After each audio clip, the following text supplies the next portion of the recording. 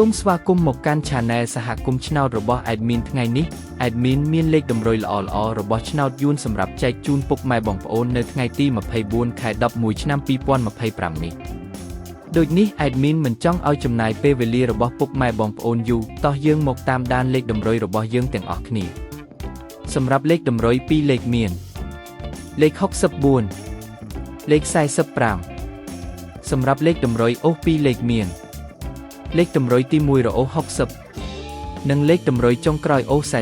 40សម្រាប់លេខតម្រុយ3លេខមាន761គុណនិង234គុណសម្រាប់លេខតម្រុយថ្ងៃនេះ Admin សូមជូនពរឲ្យពុកម៉ែបងប្អូនជួបតែសំណាងល្អទាំងអស់គ្នាហេងមានលាភមានជ័យជាចុងក្រោយសូមកុំភ្លេចជួយចុច Subscribe និង Comment ហើយដាក់សញ្ញារូបកណ្ដឹងដើម្បីជួយផ្ដល់កម្លាំងចិត្តមកកាន់ Admin ជាពិសេសងាយស្រួលតាមដានវីដេអូថ្មីនិងលេខតម្រុយល្អៗជាប្រចាំថ្ងៃជាមួយ Admin សូមគោរពលាពុកម៉ែបងប្អូនពីខ្ញុំបាទសហគមន៍ឆ្នោតសំណាងល្អទាំងអស់គ្នាសូមអរគុណ